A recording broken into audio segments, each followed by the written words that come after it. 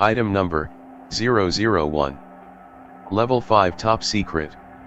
Containment Class, Keter. Disruption Class, Amida. Risk Class, Critical. Special Containment Procedures. The containment of SCP-001 is actively detrimental to both the overall goals of the Foundation and maintaining consensus normalcy. Simultaneously, SCP-001 is an immediate and existential threat to the long-term survival of both the Foundation and most forms of sapient life. As such, it is of the utmost priority that SCP-001 be neutralized by any means necessary as soon as such neutralization becomes feasible. Currently, such an undertaking requires manpower, resources, and assistance from other organizations that cannot be allocated. Further, elimination of SCP-001 without further investigation into associated anomalies, such as SCP-001A, may result in consequences deemed unacceptable to both the Foundation and broader humanity. As such, current Foundation protocols pertaining to SCP-001 are primarily focused on three core tenets: elimination of SCP-001 assets, personnel, or devices posing a significant threat to either the Foundation, a related group of interest, or the civilian population. Capture and interrogation of SCP-001 personnel or assets that are deemed highly valuable from an intelligence perspective. Containment of anomalies held by SCP-001. Standard operating procedure upon identification or apprehension of confirmed SCP-001 operatives is interrogation by a Level 4 staff member or higher, followed by use of a Class A amnestic and transfer of the apprehended subject to D Class. In cases where the subject is likely affected by exposure to an anomalous item or is otherwise unreceptive to use of an amnestic, personnel are to utilize termination. Subjects determined to be more critical to high-level SCP-001 operations may be incarcerated without use of an amnestic at Level 5001-CI detention facilities for future intelligence gathering purposes. Capture of SCP-001 personnel with direct exposure to SCP-001B requires the consultation of O5 Command. SCP-001A is currently not contained due to the presence of SCP-001 personnel at both the encapsulating facility and surrounding areas. Strikes against SCP-001A and its security detail are not authorized at this time. In the event a strike against SCP-001A becomes necessary, Joint Task Force 001A, 3 Tridents, is to be deployed at Operating Area 001R and advance towards the facility. All SCP-001 personnel will be treated as enemy combatants for the course of the operation. JTF-001A's primary objective is to eliminate all nearby SCP-001 forces, secure SCP-001, perform a brief assessment of its capabilities, and report this information to O5 Command. Destruction of SCP-001A should not take place unless explicitly ordered by O5 Command. SCP-001B is not contained due to a lack of information concerning its identity and whereabouts. Standing orders regarding SCP-001B are for it to be immediately apprehended, at which point O5 Command must be contacted. Further instructions will be provided once O5 Command is notified of SCP-001B's detainment. Covered Operative Notice.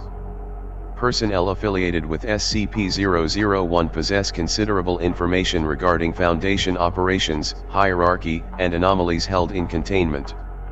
As such, it is not uncommon for Foundation staff to possess ties to SCP-001, functioning as double agents in an attempt to either provide vital intelligence to SCP-001 or otherwise sabotage Foundation containment efforts. Suspicion of fellow Foundation personnel should be reported to Site Command. As a reminder, all personnel found collaborating with Insurgency operatives in any capacity will be complicit in the activities of enemy combatants and disciplined to the fullest extent permissible under Foundation anti-espionage policy. Description: SCP-001 designates all assets, personnel, anomalous items, and subordinate organizations collectively referred to as Group of Interest 051, GOI-051, otherwise known as the Chaos Insurgency or simply Insurgency. Within this file, SCP-001 and the shorthand term Insurgency will be used interchangeably to refer to GOI-051. The Insurgency is a militant group with an overall agenda generally regarded as analogous to that of the SCP Foundation, concerning itself with the capture and study of anomalous phenomena. Their primary directive, however, appears to be the total neutralization of the Foundation and all associated entities. This attitude does not extend to other groups of interest unless said groups are primarily involved in supporting, facilitating, or otherwise enabling the continued existence of the Foundation. The Insurgency has utilized personnel and assets from GOI-214, Marshall, Carter and Dark, GOI-955, the Church of the Broken God, and GOI-771, collectively referring to all Neosarchic cults, in various assaults on both Foundation facilities and operatives, sometimes securing anomalous items previously held in containment and transferring them to undisclosed locations. According to communiques received by other groups of interest as well as testimony offered by its own personnel, the Insurgency has several overall objectives that do not directly concern the Foundation. These appear to be vague by design, but are in line with goals of the Foundation and other institutions dedicated to the protection of consensus normalcy, such as GOI-007, Global Occult Coalition. The latter two of these objectives refer to a presumably anomalous event described as the Apex Cascade, the nature and existence of which is heavily disputed among research staff. The Insurgency seems to presume that the Apex Cascade is directly responsible for the creation of the organization, as well as the source of its mission to destroy the Foundation. Lower-ranking elements of the Insurgency seem to behave in a manner that lifts the Apex Cascade to a position not distinct from that of a deity. While the Insurgency is not anomalous in the traditional sense, its mission and intention to eliminate the Foundation is, by all accounts, inexplicable. Insurgency operatives interrogated by the Foundation are unable to describe in any meaningful detail why the Insurgency is hostile to the Foundation, how the Insurgency came into existence, the extent of the Insurgency's military capabilities, or provide an estimate of the number of anomalies currently possessed by the Insurgency. The only topic concerning the Insurgency generally discussed beyond a superficial level is the group's intention to neutralize the Foundation. When not in the immediate vicinity of other members of the Insurgency or within an Insurgency facility, the desire of an Insurgency operative to engage the Foundation with hostility rapidly dissipates, eventually leading to a feeling of neutrality or even positivity towards the Foundation. The Insurgency, having been blacklisted and openly denounced by the Foundation and its partner organizations since it was first acknowledged, is unable to form political ties with major world governments, excluding countries known for political corruption or hostile to major world powers, such as dictatorial Third World nations. Thus, by necessity, the Insurgency operates in a clandestine manner and generally avoids overt displays of aggression or hostility unless absolutely necessary. It is presumed that the Insurgency utilizes a considerable number of researchers and military operatives as moles embedded within organizations they deem to be of concern, including the Foundation. Such moles within the Foundation have been directly responsible for a number of containment breaches, and such incidents often serve as a preamble for a direct confrontation with Insurgency forces at the facility in question. SCP-001A is a large, highly complex piece of machinery located in the Appalachian region of the United States. Its composition and internal functioning is consistent with several mimetic weapons held by the Foundation. Evidence collected by field personnel suggests that SCP-001A was constructed by the Insurgency at an unspecified point early in the existence of the organization, possibly between 1945 and 1950. A significant Insurgency military presence around SCP-001A and nearby areas renders Foundation investigation of the machine highly difficult, and prior attempts have consistently resulted in protracted engagements with Insurgency personnel along with high Foundation casualties. Limited surveillance photography of SCP-001A captured by satellite depicts a sprawling mechanical object extending several kilometers beneath the surface, occasionally emitting a brilliant bluish-orange glow between the hours of 3 o'clock and 5 a.m. local time. These bursts of light coincide with an unusually high presence of insurgency operatives in the area prior to the event beginning. SCP-001B is an enigmatic, presumably human entity referred to by members of the insurgency as the Engineer. Substantiated information concerning SCP-001B is virtually non-existent. Its existence is confirmed only through an intercepted insurgency message bearing its name in the signature line. SCP-001B has communicated with the Foundation several times, though each attempt at communication has been marred by overt aggression, cryptic language, and associated extenuating circumstances, such as an ongoing insurgency raid on a Foundation facility. SCP-001B exhibits an aberrantly high degree of knowledge concerning the Foundation, the nature of various anomalies in containment, and the identities of those on the Overseer Council. Accordingly, the capture of SCP-001B is considered Alpha-level priority. Discovery. Foundation records concerning SCP-001 appear to extend to the formation of the Foundation itself. An organization referred to variably as the Militia and Chaos is present in numerous operational reports and entries for anomalous items during the first era of the Foundation, generally understood to comprise the time between the identification of SCP-002 and SCP-099, roughly, 19 redacted to 1973. Initially, Foundation operatives assumed that personnel belonging to SCP-001 were affiliated with an already identified group of interest, typically the Global Occult Coalition.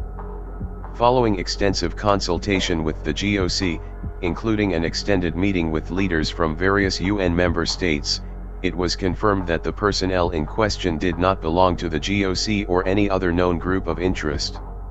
Consequently, a separate GOI file entry was prepared under the code name Red Hand. At the peak of its power, which coincided with the period of time in which the Foundation had the least influence over global politics, the insurgency's outwardly aggressive behavior towards the Foundation was minimal to non-existent. Strikes on Foundation facilities became uncommon, and multiple field operatives reported known insurgency militant groups deliberately avoiding Foundation-controlled areas or otherwise attempting to defuse tensions through diplomatic means if possible. This behavior was noted as particularly unusual given the belief that the insurgency intended to neutralize the Foundation and, presumably, could have easily done so during the period in question. Consequently, the Foundation began investigating other avenues of discerning the objectives of the insurgency and establishing a rationale for their behavior, though an increase in the Foundation's overall capabilities resulted in a corresponding uptick in insurgency aggression, thus leading to the project's decommissioning by direct order of O5 Command. The insurgency has since been on a steady decline, with the Foundation mostly overtaking it in almost all international affairs and operations concerning anomalous phenomena. The insurgency's first major strike on a Foundation facility occurred on September 2, 1958, in which Site-18, now defunct, was raided by an insurgency strike team comprised of approximately 150 personnel, supported by a special operations unit consisting of 12 units. Based on file footage and the security logs within the facility, it is believed that Level 4, Researcher Drive Malcolm, previously assigned to the study of SCP-682, was in fact an insurgency double agent and utilized his security credentials to grant the strike team access to the structure. Insurgency operatives subsequently swept the building, terminating any Foundation personnel they encountered on site. The attack culminated in the deliberate release of SCP-682 from containment, the ensuing breach causing an additional 384 casualties and the destruction of Site-18 via activation of on-site nuclear warheads per order of the Overseer Council. All Foundation personnel and insurgency operatives involved in this event are presumed terminated.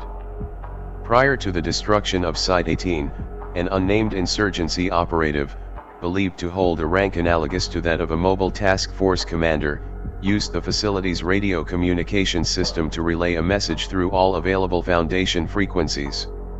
This message was promptly received by Site-001 staff, who then relayed it to the Overseer Council. A transcription of the message is provided below. No doubt many of you are asking yourselves why this happened. There will be those of you who spend the next weeks, maybe months searching for a motive. I do not fault you for this. It is natural to attempt to understand things that, at first, seem to defy comprehension. Why was so much blood spilled today? Why did we raid your facility, letting loose God's mistakes? These are questions with answers that I cannot do justice over a simple radio broadcast. But, Overseers, I do want you to know this. When you find the machine, you will know the truth. It will be an uncomfortable truth. It will shake you to your core. Your Foundation will likely not prove strong enough to survive it. But it is a truth you must come to terms with nonetheless. We are too weak to destroy you, too simple and too self-indulgent. We are not the sword that you fall upon, but merely a dagger in the dark. But through us, you will find the machine, and through the machine salvation. Glory to the Delta Engineer. Glory to the SCP Foundation. And glory to the Chaos Insurgency. Gunshots and screaming continue until the broadcast cuts out. The machine referenced in this broadcast eluded Foundation investigative efforts for several decades until a field agent embedded in the insurgency reported its possible existence in the Appalachian region. Upon further inquiry, the agent was able to secure not only the relative location of the machine, but a cursory overview of its purpose. The Foundation subsequently designated this machine SCP-001A and performed initial aerial reconnaissance via unmanned drone. Though the drone was shot down by an Insurgency SAM system, it captured a set of 3 photographs which remain O5 level classified. Censored descriptions of these photographs have been made available below. Photograph 1. Photograph depicts a slightly obscured image of a massive, presumably mechanical facility consistent with the description of SCP-001A. Surrounding the visible portion of the facility are various armed personnel bearing uniforms consistent with the insurgency. The facility is seen partially coated in a thick, gray cloud assumed to be pollution created from its operation. Led into the facility, presumably under duress, are a small group of unarmed individuals clothed in white jumpsuits, their hands bound or tied with various materials. Many of them appear to be unrestrained but under careful observation by armed guards, apparently involved in tasks relating to menial labor or construction. Several of the individuals in white jumpsuits lie dead throughout the area. Photograph 2. Photograph depicts the same facility, albeit with construction having been completed. There are no individuals seen wearing white jumpsuits, though the presence of armed personnel is roughly identical to that depicted in Photograph 1. There is a noticeable decline in the amount of pollution visible. However, what is believed to be infrared light is seen emanating from within the structure, extending from the entrance for several meters before terminating entirely. Surrounding the facility are a series of additional holes. Enhancement of the portions of the image showing these holes reveals that they are mass graves containing dozens if not hundreds of individuals wearing white jumpsuits. The manner by which these individuals died and when the mass graves were dug is unclear. Further analysis of Photograph 2 is complicated due to digital distortion experienced at the time of its capture. Photograph 3. Photograph depicts the same facility, albeit with no apparent security presence. No personnel are seen outside the structure, and the light observed in Photograph 2 is missing. The exterior of the facility appears slightly off-color and bent, as if damaged by an unknown source. The mass graves seen prior are now missing, some of the holes filled with a substance assumed to be concrete. Enhancement of the center of the photograph reveals the presence of a cloaked figure kneeling in what appears to be either meditation or prayer. The identity of this figure is unknown, but speculated to be SCP-001B. Approximately 1 hour following the capture of Photograph 3, Foundation audio sensors in the vicinity of SCP-001 recorded human screaming, followed by prolonged sobbing. Analysis of this audio is ongoing. Supplementary documentation, unidentified journal entry. The following is a transcribed journal entry, the author unknown. The circumstances surrounding the recovery of this journal have been deliberately omitted per direct order of 05 Command. It should be known, however, that the author was confirmed to be an operative of the Insurgency through classified means. I watched them die. And I did nothing but feel myself acknowledge my own pathetic cowardice. It didn't have to be like this. In fact, it very nearly wasn't like this. We did everything right, as best as we could understand. We followed the steps. Everyone we came across, everyone we talked to knew that what we were doing was for everyone's good. You do things in war that stay with you, but not once did I question our mission. Not once did I question if what we were doing was justified. It was justified, because it was the only mission we had ever known. And then you had to go and fuck it up. You and your ego. I don't blame you, really. We should have said something sooner. But how could we have trusted you? All you had ever done was try to make yourself more important than you really were. Your concerns began and ended with how many things you could put behind lock and key, how many countries you could get to bend to your will as you expanded like a tick engorged with blood. Sure, we put a damper in things for a while. Blew a couple places up. Gave you some headaches.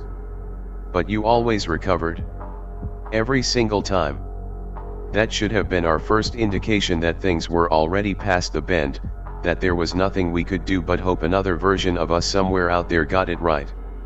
I had long accepted that things were going to end like this, much earlier than the others did. And so, as anticipated, the cascade arrived. The machine powered down, its words and its songs growing silent like it had never even been there. We all sort of, just grew quiet. I remember going back to my family in the last few days, not really concerned with whatever half-assed plan Delta came up with. None of it mattered. It was delaying the inevitable. Why fight against the storm if it's going to arrive nonetheless? Better to resign yourself to the Reaper and spend what time you can with people who actually give a fuck about you. Not these protectors. All they did was act like they knew best, even when signs told them otherwise. And it cost us everything. You know what's really funny about this whole thing? I managed to get one of the higher UPS to cough some juicy tidbits that are usually classified. I guess he figured it didn't matter either, like me, he knew what was coming. He didn't buy into the whole final spear shit that Delta was spinning. So, he brought me to his office, logged in, and showed me what he had been reading. Stuff that he knew about for a while but had to keep secret. The bad stuff, the stuff that makes you really just think about why you even took this fucking job in the first place. And when I say bad stuff, I mean bad stuff. I remember reading it and almost being sick. There was this weird, I don't know, dread. I was sweating. It all made sense right then, at the end, but I wish it hadn't. There was this blanket, like a tapestry. It was beautiful, really. Glittering stars and swirling gases, like something you'd see out of a fantastic science fiction movie, one with the really expensive visual effects. He scrolled around, looking at stuff that seemed almost too realistic. Said something about it being the machine's work, something it generated in the last few days before the cascade was projected. I asked him what was rendering the effects since I was into simulations, games, stuff like that. He said it wasn't a simulation, and it wasn't being rendered. It was a snapshot, like a moment frozen in time, and what I was looking at was the multiverse. Each orb was a separate reality. A parallel dimension. Like ours, filled with people, but different in subtle ways. 18 of those orbs were crossed out with big, red X's. I left and didn't say anything else. I don't remember what I was feeling. It might have been anger. Maybe it was sadness. Or maybe I was just finally at peace with myself. I went home and, since I figured everything was ending anyway, told them every last detail. The insurgency. The cascade. The machine. All of it. They were stunned. They didn't believe me at first, said the whole thing was a prank, and then I showed them a video of the machine I took on my phone the day we received word of the cascade. They didn't think it was a prank after that. A couple of them cried. And then my wife, God bless her, came over to me and held me. I remember stroking her hair, smelling her shampoo, feeling her skin. I asked them what they wanted to do about everything. My wife said she wanted to go out on her own terms. She wanted to take the family with her. A part of me wanted to stop her, but honestly, I didn't blame her. I'm alone now. They're still with me, but they're quiet. There's one bullet left in the gun. I think I'll join them soon. I'm leaving this as a record of what happened to us, as a note to anyone else out there, anyone in another orb, about why what we do is important. Why our mission is worth pursuing. Maybe you'll avoid our mistakes. Maybe you'll control them. Or maybe you won't. See you in the funny papers. Addendum 1, Interview 001RA. Note, the following interview was conducted shortly after the identification of SCP-001A by Foundation surveillance drones. It has been transcribed and included in this file by direct order of 05 Command. It should be noted that this is not standard procedure for all insurgency personnel apprehended by the Foundation. Interview subject dossier. Name, Richards, Kyle A. Age, 23. Affiliation, SCP-001, Insurgency. Role, Intelligence Collection and Espionage. Background, subject was previously a Level 4 researcher employed by the Foundation at Site-221, assigned to research on SCP-Redacted and SCP-Redacted. Following suspicion that Site-221 had been infiltrated by an insurgency operative, Foundation security personnel began monitoring the actions of all research staff. Subject was observed departing the facility without prior approval, heading to a dead drop location approximately 15 minutes, walking distance, away from the main gate. Upon return to the facility, subject was apprehended. This interrogation takes place immediately following his detainment. Begin log. Dr. Jeremy Pogan enters the interrogation room carrying 2 foam cups. Dr. Pogan, sorry for your wait. Coffee machine was broken. Richards, hey, man, what the fuck am I doing here? What's going on? Richards struggles against his restraints. I'm on the clock right now. I'm working. Why did a bunch of security guys grab me for no reason? Did you have something to do with this, Jeremy? Pogan, you and I both know that it wasn't for no reason. Richards, what are you talking about? Pogan, coffee. He hands a cup to Richards. Richards, fuck off. I don't know what you're doing. Is this about a promotion or something? Are you jealous? What the fuck is going on? Pogan, look, we can do this one of 2 ways. The first way is pretty simple. You tell me everything you know, and I see what I can do with the higher UPS. Standard interrogation stuff, right? Quick and clean. The other option is that I get it out of you by force and we just hit you with an amnestic before we send you to D-class. Richards grows visibly distressed. Pogan, so, Kyle. How long have you been working for the insurgency? Richards, are you shitting me? Pogan, do I look like I'm shitting you? Richards, I'm not working for the insurgency. I've been here for 4 years, Jeremy. I have a clean record. I don't even have a fucking parking violation. And you want to suggest I'm with the insurgency? Pogan, it's more than a suggestion. Richards, yeah. Is that so? You have any evidence for this absurd fucking claim of yours? Dr. Pogan does not reply, retrieving a folder from beneath the table. It is blank, save for the insignia of the SCP Foundation on the front. He places it on the table, turning it so that its front faces Richards. Dr. Pogan, this is a folder containing a series of messages sent between you and somebody named Igloo, who we can only assume is another Insurgency operative, between 2009 and 2013. Each message was sent from your staff terminal, something only you have access to. Dr. Pogan opens the folder, revealing to a set of photographs. In addition, these are photographs taken by facility surveillance cameras today of you leaving and proceeding on foot to an off-site location without authorization. Based on the messages sent by Igloo, we have reason to believe the location you walked to is a dead drop. Dr. Pogan retrieves a printed document. In the top right corner is the insignia of the Insurgency. Finally, this is a document we recovered from the Insurgency during an unrelated investigation. It's mostly uninteresting, basic anomaly descriptions, save for a note at the end detailing the fact that vital intelligence was collected by one of their moles in the Foundation, codenamed Songbird. Guess what you stated your favorite kind of animal was in the onboarding questionnaire when you joined the Foundation, Kyle. Richards is silent for a moment. He then exhales sharply, leaning back in his chair. Richards, fuck. Pogan, yeah. Fuck is right. So I'll repeat my question, how long have you been working for the Insurgency? Richards thrusts his hands up. Richards, about 3 years.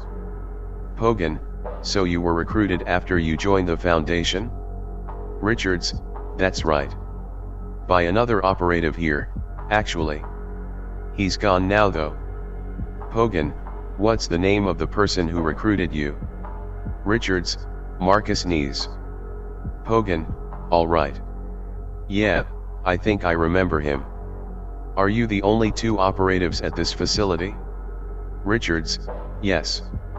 Pogan, good. I'm going to let some people know about what you've told me. Don't go anywhere.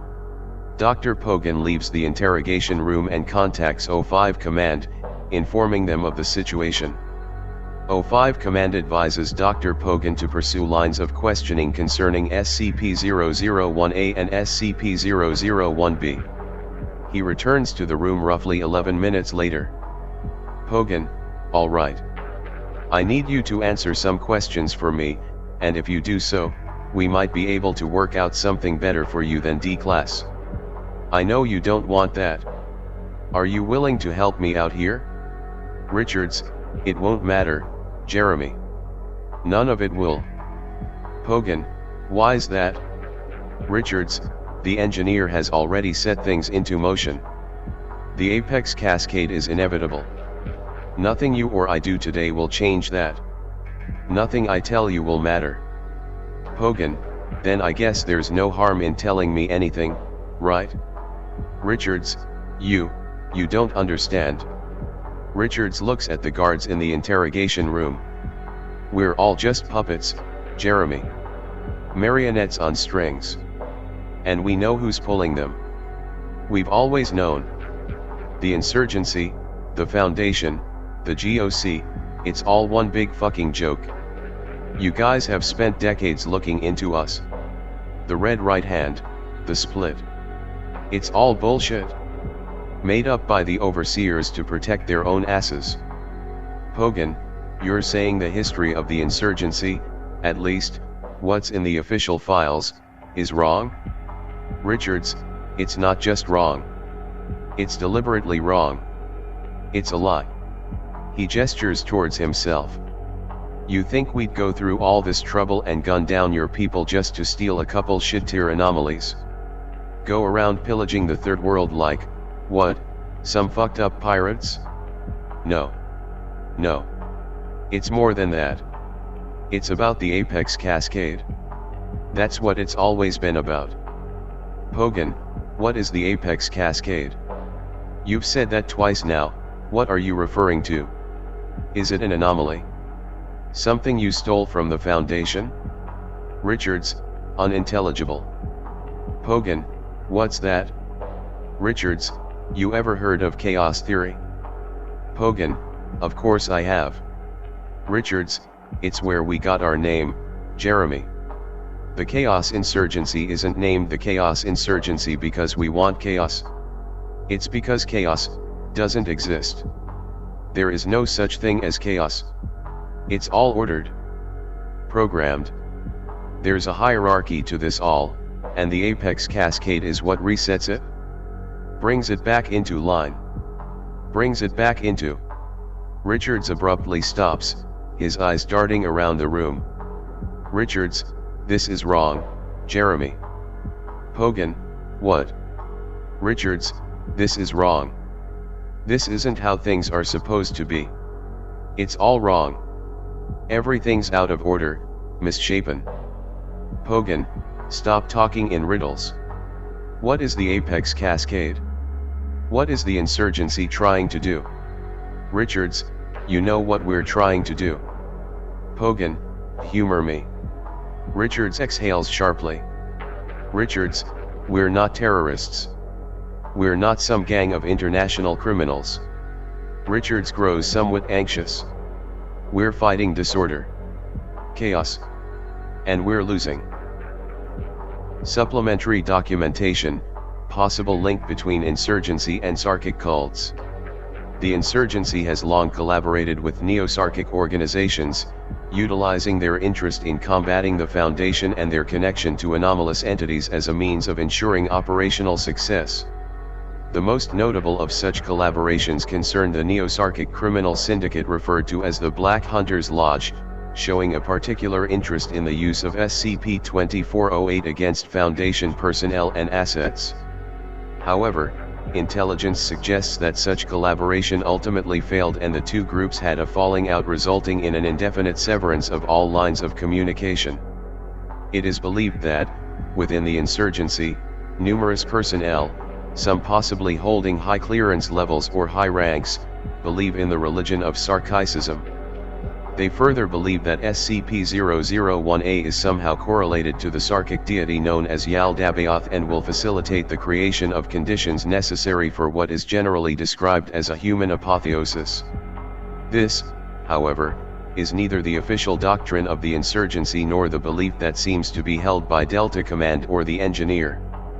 Addendum 2, Recovered File 001BH. The following file was recovered from the internal database of the insurgency sometime after the initial identification of SCP-001A. It is believed to be an overall description of the machine, with much of its content censored or omitted by an unknown party. Attempts to locate an uncensored version of the document are ongoing but have yet to prove successful. DCIRO Catalog Number, SC01/05-01/001. Document Type, Project Overview. Dates received, non-applicable. Operation Status, ongoing. Forward, the burden, the onus, of our organization is one that has remained elusive to the Foundation since its inception.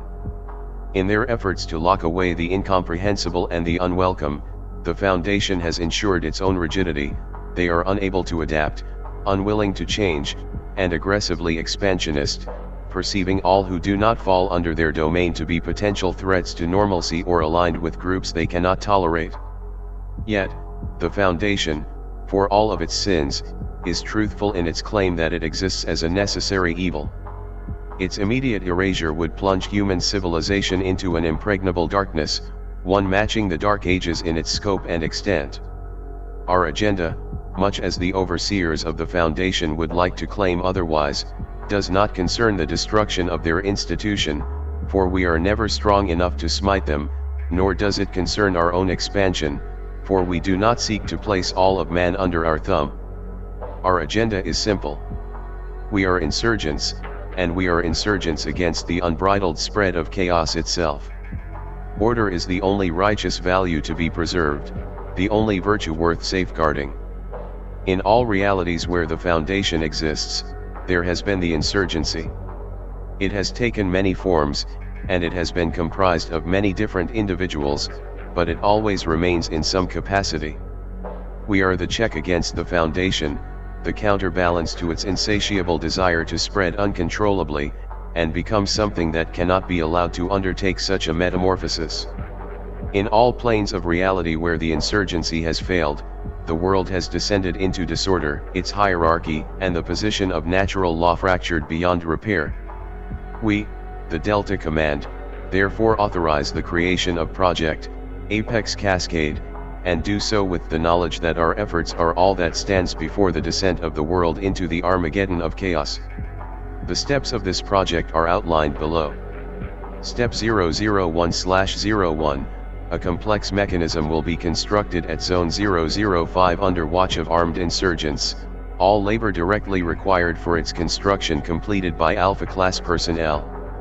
This machine, henceforth known as the engine, will be considered of the utmost priority to all members of Delta Command and supersede all other operational objectives. Its operation, once constructed, is directly causal to the continued success of our mission. Step 001/02, the engine will be operated by the engineer, his will unquestioned and his authority absolute. Through the engineer, information concerning the necessary steps taken by the Chaos Insurgency will be conveyed to all personnel required for our mission. The engineer will leave Zone 005 and cease operation of the engine only in such cases where his life is threatened or reality plane failure is perceived to be imminent. Prolonged failure to operate the engine should be interpreted as a failure of the Chaos Insurgency to achieve its mission parameters. Step 001/03, approaching the Apex Cascade, the engineer, through use of the engine, will relay the steps necessary to ensure the reset occurs without incident. Depending on the circumstances, successful implementation of the reset will likely prove demanding both in terms of the necessary loss of life and the damage inflicted to the insurgency. However, failure to implement the reset and the uninterrupted occurrence of the Apex Cascade will result in the destruction of both the SCP Foundation and the Chaos Insurgency. Step 001/04, Classified. Step 001/05, Rebirth and Resurgence. Approved by Delta Command under the supervision of the engineer. These steps are required reading for all personnel affiliated with the Chaos Insurgency.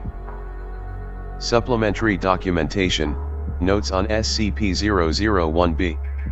The following are notes collected on SCP-001B based on a combination of eyewitness testimony and interrogations of captured insurgency operatives. These notes were considered the most substantial description of SCP-001B until the execution of Operation Red Spear. Name, unknown. Age, unknown. Affiliation, SCP-001, Insurgency. Role, the engineer.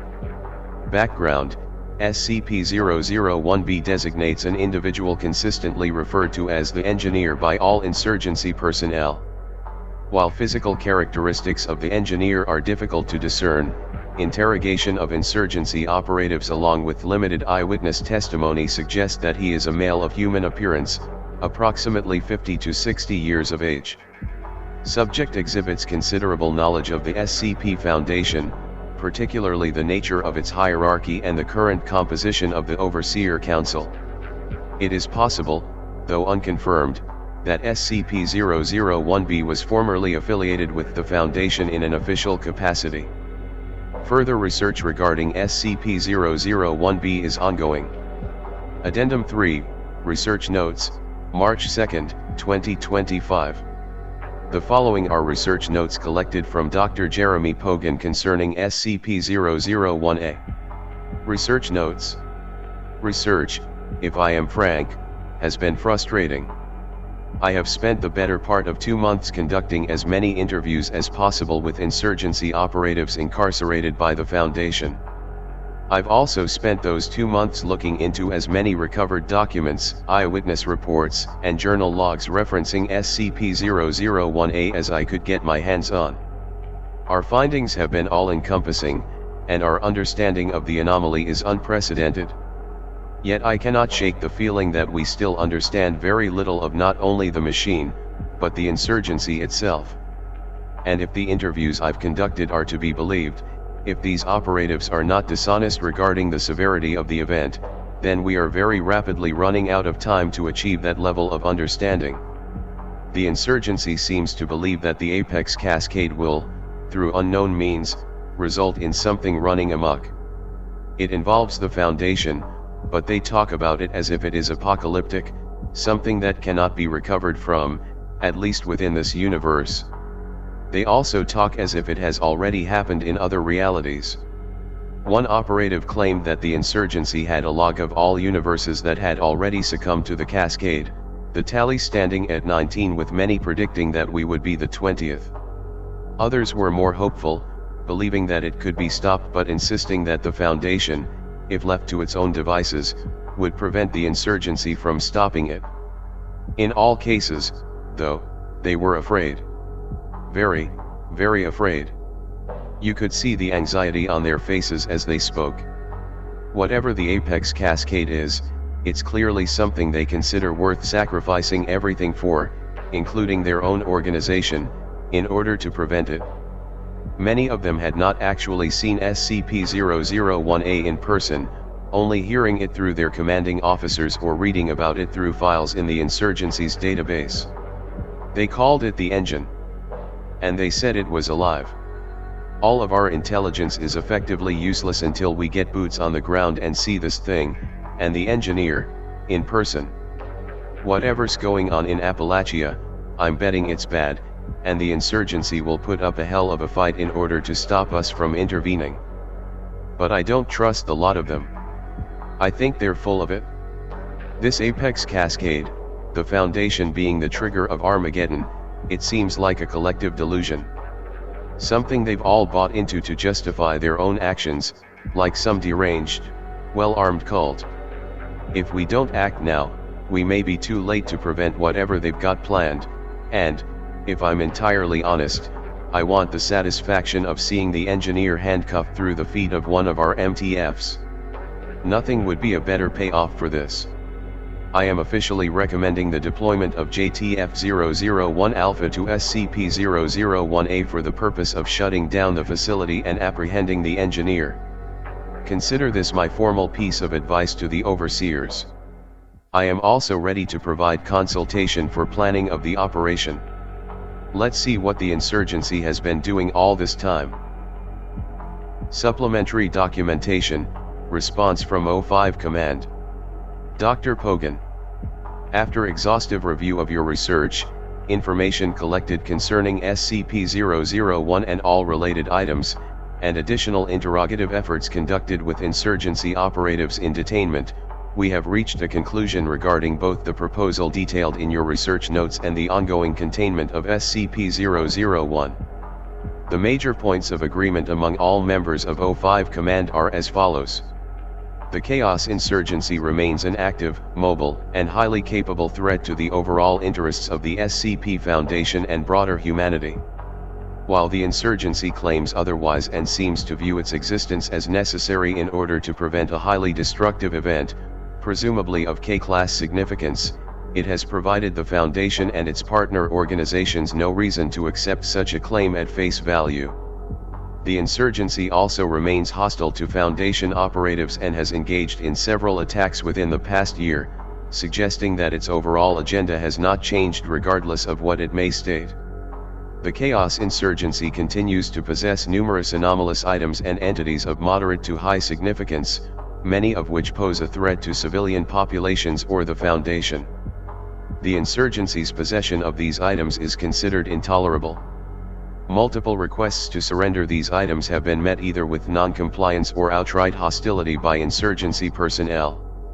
Attempts to secure these items in direct raids on insurgency facilities are complicated by the organization's capacity to deploy quick reaction forces, QRFs, and rapidly relocate items of significant concern to other operating sites. The Chaos Insurgency collaborates with other groups of interest considered threatening or otherwise hazardous to Foundation operations, such as Neosarchic cults, the Church of the Broken God, and the Serpent's Hand. The insurgency's collaboration with such organizations not only strengthens its own capabilities but heightens the threat posed by other GOIs, further challenging the Foundation's operational goals. While the insurgency itself is not currently perceived as sufficiently powerful to destroy the Foundation, combined assaults or hostilities from multiple GOs is considered a dangerous enough potentiality that it warrants an immediate, unequivocal response to the insurgency's actions. As such, we are hereby approving the deployment of JTF-001 Alpha to SCP-001A as part of Operation Red Spear. The objectives of Operation Red Spear are listed as follows. 1. Eliminate insurgency presence around and within SCP-001A. 2. Capture or terminate SCP-001B should it be present at the facility. 3. Secure SCP-001A and eliminate any counterattacks or insurgency responses. 4. Disable or destroy SCP-001A. 5. Return to LZ-01 for exfiltration. It is our belief that the success of this operation will be a significant blow to SCP-001, possibly rendering the insurgency incapable of conducting further activities of any significance. We are assigning you to Operation Red Spear as an advisor. Thank you for your work. 05 Command. Addendum 4, Communications Log 001-8J. On December 3, 2025, the Foundation received the following message from an unknown source, presumably linked to the insurgency. Analysis of the figure depicted in the footage is ongoing, but is widely speculated to be SCP-001B, the engineer, given the message's content and evidence suggesting it was transmitted from SCP-001A. A transcription of the message is provided below. Message begins. Camera flickers to life, depicting a presumably male figure cloaked in a black garb with red iconography adorning the exterior. The figure's face is covered by a black wrap, leaving only the eyes visible. There is a rhythmic metallic clanging present in the background for the duration of the message believed to be related to the operation of SCP-001A. The following message is intended for all personnel belonging to the SCP Foundation. If any other groups are receiving this message, we ask that it be transmitted to the Foundation promptly. It is paramount that this message be received by the Foundation as quickly as possible. The figure pauses for a moment, exhaling heavily before continuing. We are the Chaos Insurgency. Contrary to what the Foundation may suggest, and contrary to what our actions would have you believe, our agenda is not the destruction of your organization. This has been reiterated time and time again by our operatives you hold captive, yet you have not listened. You have remained ignorant, by your own choice, and now you threaten us all with your pride and your hubris. Now, all we have left is a final, simple plea. The figure gestures to his rear. What you see behind me is the machine. You know it as SCP-001A. The machine is, for lack of a better term, divine. One would not be judged for believing it is God itself. Alas, like you, those of us who know of its true nature are men of reason, and we do not believe such superstitions. The humming of the machine grows louder and more urgent. The machine is a thinking being. It is alive. It communicates through me, for I am its proxy, its mouthpiece. There is nothing the insurgency does without consulting the machine. Its purpose is not to destroy you. Its purpose is to prevent the apex cascade. And you are hastening it, you are hindering our efforts. You must relent. You must stop this petty war, you must leave us alone, or you will suffer the same fate that we all face. The humming is now nearly as loud as the figure's voice. The machine grows, concerned, anxious. It knows that the hour of judgment is approaching. We have little time for games. If the Foundation does not relent, if the Foundation does not stop its advance, we will die. All of us. And you will only have yourselves to blame for your insolent pride. Please, if you are to listen to us just once, make it. The humming abruptly intensifies to a loud, metallic grinding, deafening in volume. I know. I know. I'm trying. Please. The machine seems to quiet slightly, the figure's voice becomes somewhat more audible. I grow weak. I cannot do this much longer. The cascade must be prevented. It must be delayed. Please, do not let this world fade into darkness. The figure is seen collapsing to the ground. The transmission abruptly ends. Addendum 5, Operation Red Spear. Operation begins at 2 o'clock hours. JTF-001 Alpha is transported to SCP-001A via VTOL dropship, with approximately 100 personnel participating in the operation. All units are armed with standard issue 5.56mm assault rifles, 9mm sidearms, and 2 fragmentation grenades, along with impact-resistant Class 1 body armor and anti-penetration helmets. Armored support consists of 2 MRA-5 heavy tanks coupled with a 10 Warthog air support on standby. Mission launch code is Irene.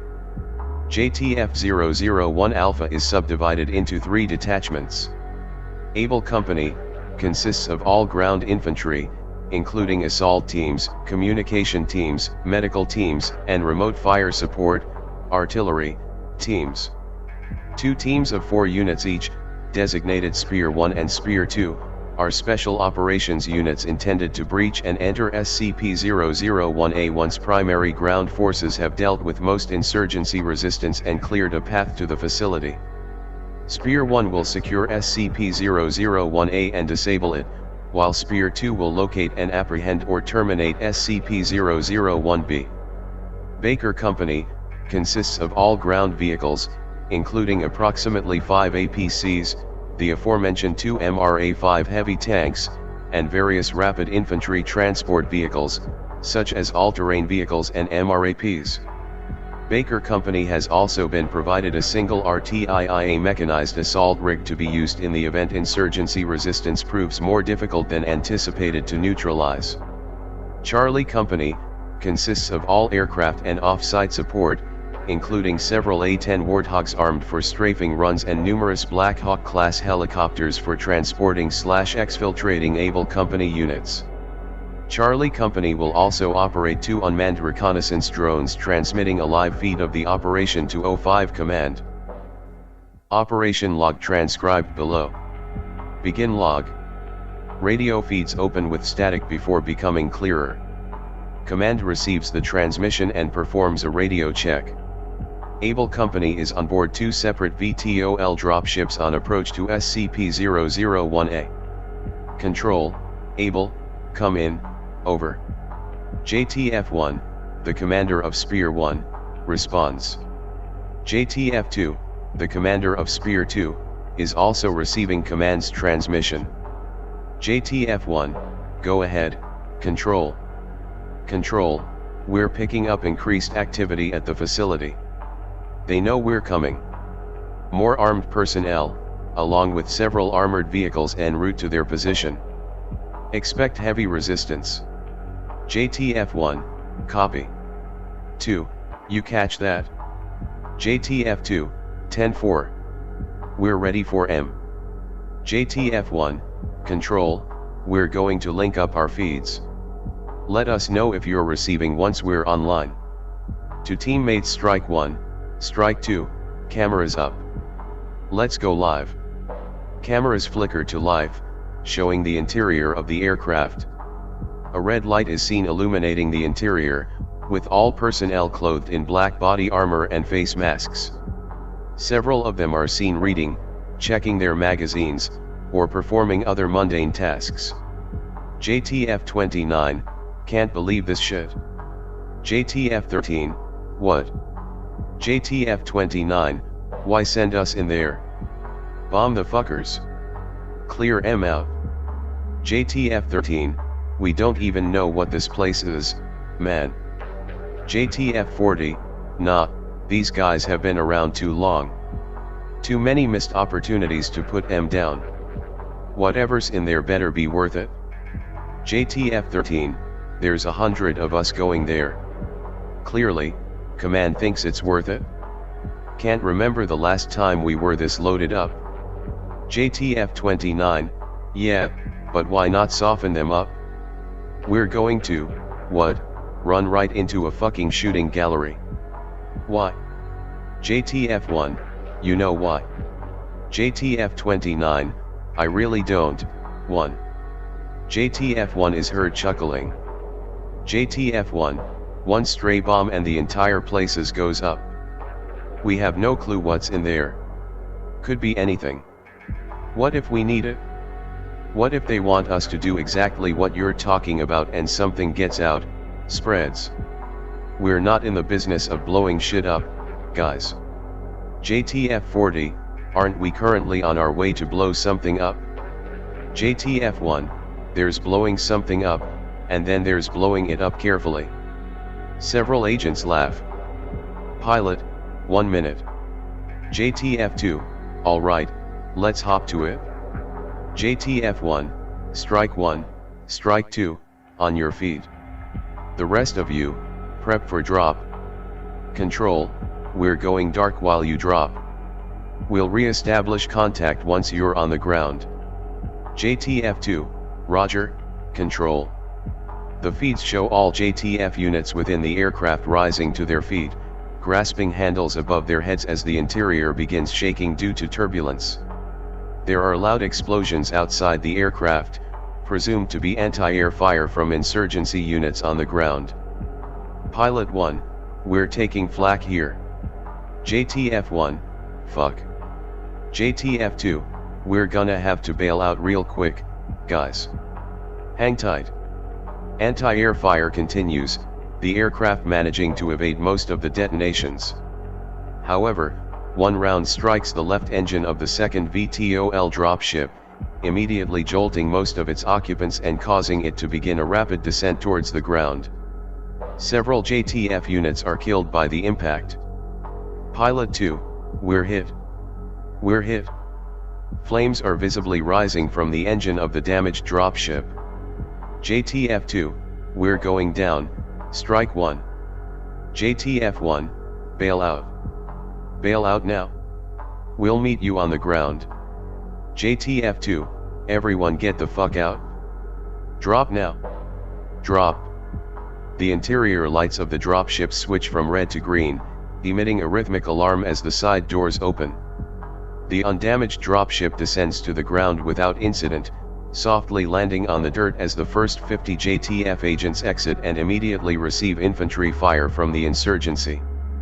Several agents are injured or killed in the initial engagement, though the majority of them are able to move to cover. Pilot 1, Wave 1 successfully on the ground. Wave 2, what's your status? Pilot 2, we're trying to hold her steady, inaudible, losing electronics. Ground forces witness the damaged dropship descend too rapidly, the engine struck by the A round now entirely inoperative. Wave 1 engages the insurgency presence on the ground. Most hostiles are draped in red combat armor and equipped with assault rifles of comparable make to those used by the JTF agents. JTF-49, on the sides. Damn it, gunfire, get around the sides. JTF-34, we're fucking pinned down here. Insurgent, suppress. Keep their goddamn heads down. JTF-1, control, we're on the ground. Wave 2 is still in the air. Their dropship is hit. I say again, Wave 2 is going down. How copy? JTF-1's feed captures an agent rising out of cover to fire his rifle, almost immediately being struck in the head by a round. Blood sprays onto the camera and he falls to the ground, portions of brain matter streaming from his punctured helmet. JTF-1, Jesus, fuck. Control, Wave 1, we're reading you. What's the situation on the ground? JTF-22, they're flanking us.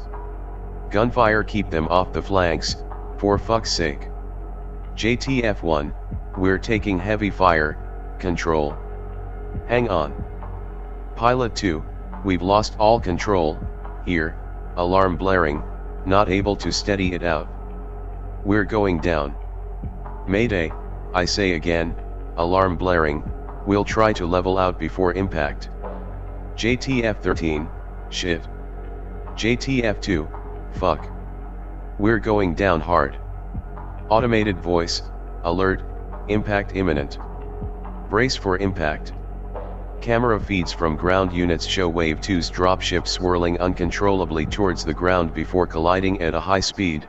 Several mechanical parts and engine blades rocketed into the air before falling back down. The collision quickly erupts into a fireball, killing numerous JTF and insurgent personnel within the immediate radius of the crash zone. Pilot 2 and co-pilot 2 are immediately killed upon impact. JTF 9, fuck me. Insurgent, push up. Get to the crash site. JTF 15, they're right on top of us.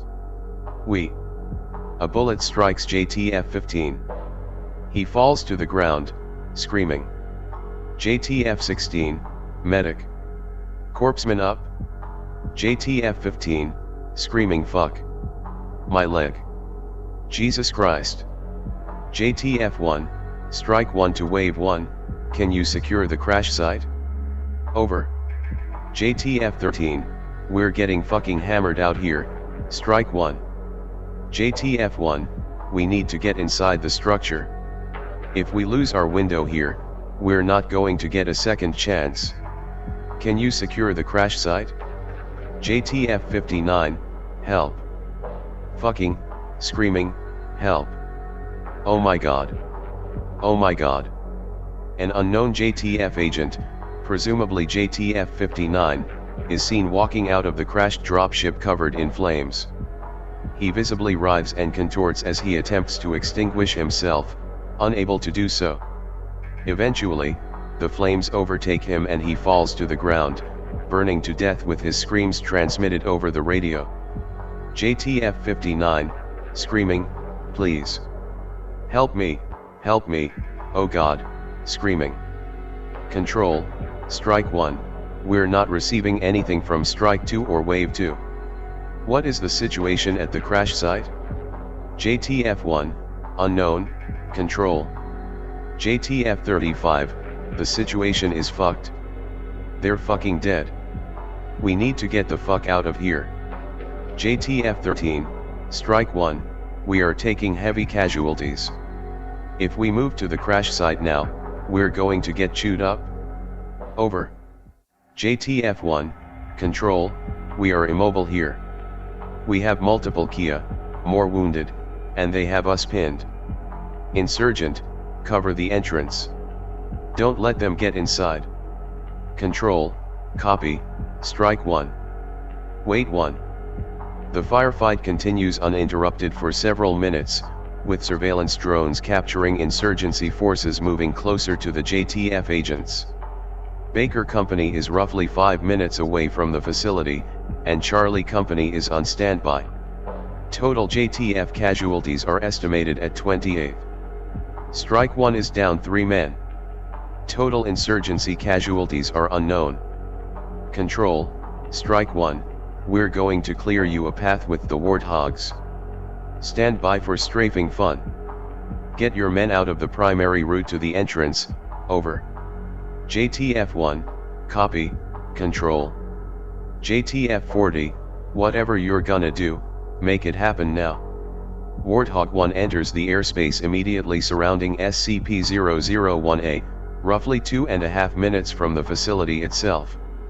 It is followed by Warthog 2, bearing the same armament. Control, Wave 1, Warthogs inbound. JTF 1, hurry the fuck up. Warthog 1 and Warthog 2 are 60 seconds from the engagement. Warthog 2, Able Company, we're on approach to provide support. Guns in 45. The Warthogs approach, Strike 1 evacuating the area in order to avoid a friendly fire incident. What remains of Wave 1 follows them, sustaining several casualties during their withdrawal. Warthog 1, guns hot. Warthog 2, guns hot. The Warthogs fly over Wave 1, firing their 30mm cannons. The strafing run has a positive effect on target. The majority of insurgent units on the ground are killed or incapacitated due to their injuries. JTF 40, fuck yeah. Good kill. JTF 1, control, positive effect on target. Looks like most of them are down. We're gonna mop 'em up. Control, copy, Strike 1. Baker Company is inbound to provide fire support for exfil. Proceed with your team inside SCP-001A. Have Wave 1 mop up any resistance outside the building. JTF-1, Roger. Strike 1, let's get inside. The rest of you, move forward and give us cover. JTF-35, copy. Strike 1 advances, Wave 1 to their front. Most of the insurgent units outside the facility are either dead or too injured to fight. JTF-38 approaches one of them, his leg severed from the strafing run. JTF-38, 1, we've got a survivor here. JTF-1, what's he saying? JTF-38 leans closer to the injured insurgent. Insurgent, groaning, too late, you fucked it up, it's all gone, it's... JTF-5, Jesus, man. Put him down. Insurgent, it's over. You fucked us all. You fucked us all. We're all dead. You and your fucking ignorance. Jesus Christ.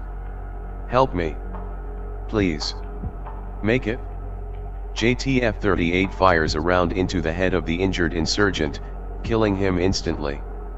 JTF-1, enough of this shit. Let's get inside. JTF-5, copy. Strike 1, now consisting of JTF-1 through JTF-5, enters SCP-001A. They pass the corpse of an insurgent, having crawled a short distance onto the white floor before presumably bleeding to death. Continuing to a stairwell, Strike 1 descends several stories, noticing that a loud, mechanical humming is growing louder as they move. It begins as no louder than a whisper before coming nearly as loud as their footsteps. JTF-3, sounds like what we're looking for. JTF-1, yep. JTF-4, what do you think it is? 1. What's this all for? JTF-1, I don't know. Let's just keep moving. They continue the descent, eventually reaching a landing adjacent to a sealed metal door. The plates covering the door, apparently made of steel, are slightly damaged. The lock has already been opened from the inside. JTF-1 reaches forward, grabbing the handle and slowly pushing it open, rifle at the ready as he enters. The rest of Strike 1 follows him, checking the corners. After confirming that the room is clear, they contact Control. JTF-1, Control, we're on the ground floor here. We think 001B is just a few rooms over. Proceeding to objective. Control, copy. Strike 1 proceeds into an adjacent room, resembling a scientific laboratory. The door is off its hinges, presumably dislodged due to vibrations caused by explosions on the surface. There is a swirling, massive mechanical object behind a glass wall, periodically emitting bolts of blue and red energy. JTF-5, sweet fucking Christ. JTF-1, Control. I think we have eyes on target here. Control, Roger, we're seeing it. JTF-1 approaches the glass wall, staring at the machine for a moment before noticing a computer to his right. The screen of the computer is blinking rapidly in red and white, the text play log, visible on the screen. JTF-3, nobody's here. The machine begins swirling more violently, illuminating the room Strike 1 is occupying in pulsating reds and blues. The humming heard from the stairwell is now oddly quiet, little more than a low, electronic buzzing. JTF-1, Control, no sign of SCP-001B. There's a computer here, looks like it has a drive connected to it. Control, do you see any way of shutting down the machine? JTF-1, negative. I think the control mechanisms are past the glass. Control, Roger. Wait 1. JTF-2 approaches the computer, leaning over it for a moment before pressing a key. The screen goes blank, then returns in a flash of red. A video appears, depicting a man in his late 60s, his skin wrinkled and adorned with a flowing white beard. JTF-1, get over here. JTF-1, why did you fucking touch anything? JTF-2, might be a way to shut this thing down. Strike 1 moves around the computer, observing the log as it plays. Control, Strike 1, what's going on? JTF-1, hang on. Might have something here. Log contents removed. Following the conclusion of the log's playback, Control was unable to establish contact with Strike 1 for approximately 1 hour. In that time, several Wave 1 units entered the structure and searched for any indication of Strike 1's whereabouts, finding nothing. SCP-001A itself was found disabled, exhibiting no apparent activity and producing no measurable energy readings. Containment teams subsequently arrived outside SCP-001A and initiated containment efforts. All efforts to restart SCP-001A or otherwise re-enable the machine have thus far proven futile. Roughly 9 hours after the arrival of containment teams, Control received a transmission from an unknown source. The voice in this transmission was later identified as belonging to JTF-1. Control, JTF-1, we're receiving your transmission. Do you read? JTF-1, unintelligible. Control, say again, JTF-1. You're not coming in clearly. Are you receiving? JTF-1, nothing. Control, repeat your last. JTF-1, there is nothing, unintelligible, only disorder, only chaos, there is nothing. At this point, the transmission cut off. Attempts to identify the whereabouts of JTF-1 or Strike 1 proved futile. SCP-001A was subsequently contained and assumed inert until further analysis of the log played back by JTF-2 within the facility. Addendum 6, Log 001A Epsilon. Level 5 access required. Present overseer credentials. Playing log. My name is Edward Thompson. To those who were close to me in the last few days, I was known as the engineer. You, if you are who I assume you to be, know me as SCP-001A. If you are watching this log, I am long gone, most likely dead by my own hand, having failed to prevent what you know as the Apex Cascade. Nothing I am about to tell you will allow you to reactivate the engine. Nothing I am about to tell you, similarly, will let you put things back together. But it is important, maybe not for us anymore, but for someone else. Someone who still has a chance to prevent this. You would do yourself and everyone who's left out there a favor by listening. For once. You didn't listen before, so at least listen now. Before everything that happened, I was a researcher with the U.S. Corps of Paranormal Affairs. If that sounds foreign to you, well, it's because it no longer exists. What was left of the Corps by the time the 50s rolled around was packed up and defunded, and we were left with no vector by which to continue our work. Nothing but time and what little assets we could pool together. I was proud of my work. Proud of everything we were doing. And I wasn't ready to throw a life of research, of scientific inquiry into the garbage because a handful of politicians thought the money was better spent on whatever nonsensical war they wanted to fight against the communists.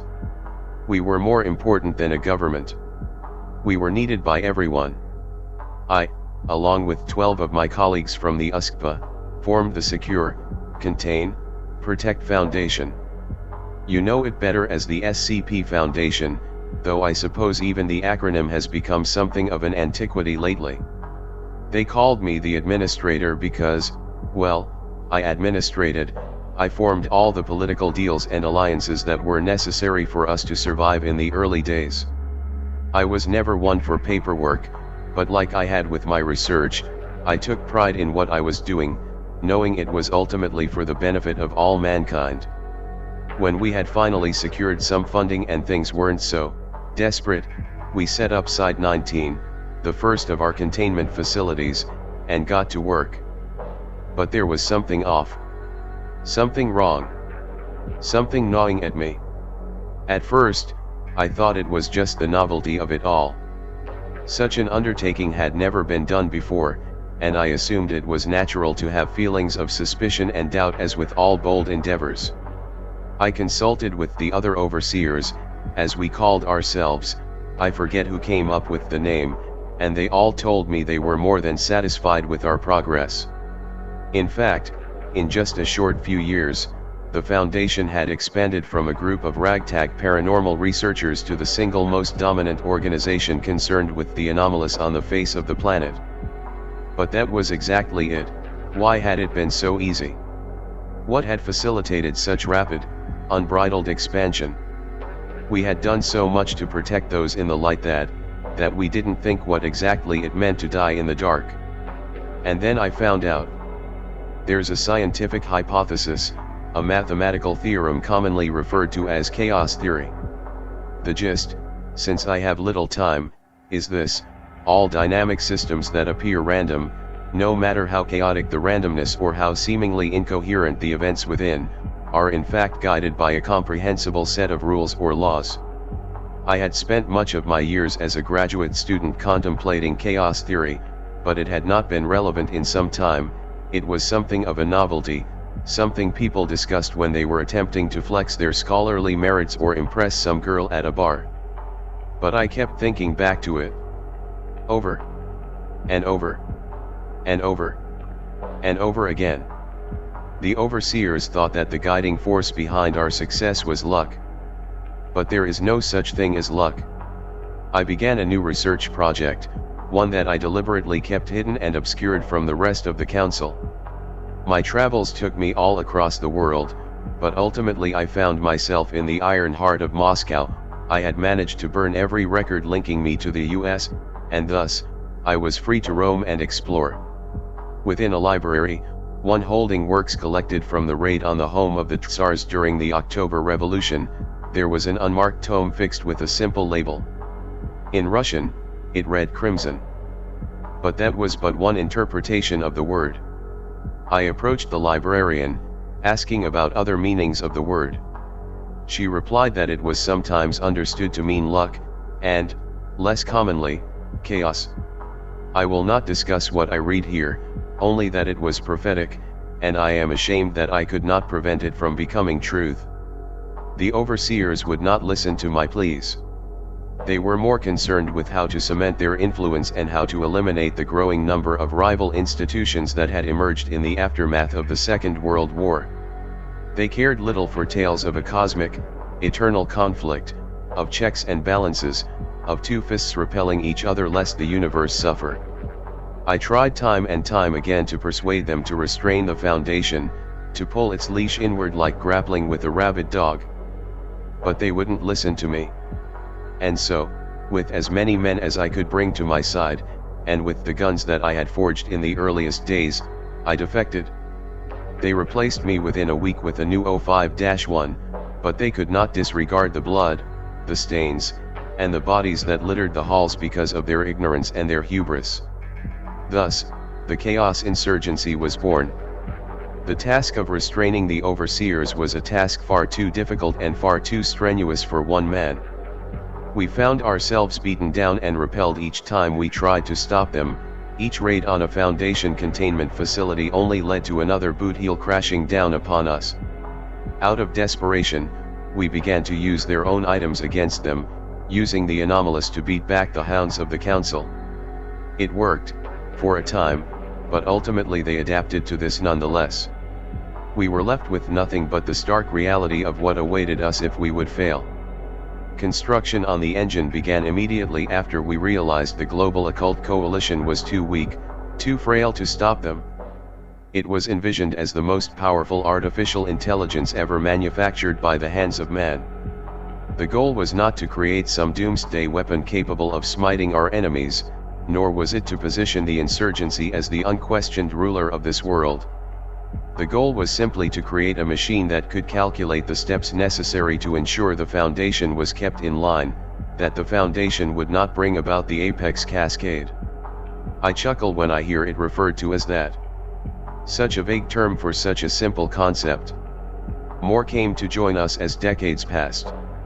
Some had encountered the old myths and once locked away legends of the eternal conflict, the dyad of boundless growth and retaliatory contraction. The insurgency became a threat to not only the Foundation, but the organizations they used like puppets, and in their fear, their unmatched conceit, they set out to destroy us. They could only see the insurgency as a thorn in their sides, caring little for the consequences of our annihilation. The end was approaching. The engine had grown, developed itself, and ultimately became alive, thinking on its own, without my aid. It spoke to me, telling me of what would occur if the overseers were not pushed back. And then, to ensure my cooperation and my understanding, it showed me the fates of other worlds. It showed me a tapestry of fallen universes, of realities consumed by the apex cascade and the ever-growing hand of an unchallenged foundation. All were nothing, a swirling, black vortex of indistinguishable, incoherent nothing. And, when I looked into the abyss for long enough, when I felt my eyes trained on the impregnable wall of darkness in just the right way, I thought I could hear the screaming of those who had been split apart, tossed aside, and ingested like meaningless, formless atoms by the writhing maw of chaos itself. Because of what you have done, because of what you could not tolerate, this is our fate. All that we can do now is use the engine, what remains of it, to give other worlds an opportunity. If we will not learn from our mistakes here, perhaps they can learn from them. Perhaps there will be a realm, somewhere in the planes of being, that stands against you, resolute, and unbowed. I am the administrator. I am 05-1. I am the engineer. And I have cruelly, unequivocally, brutally failed.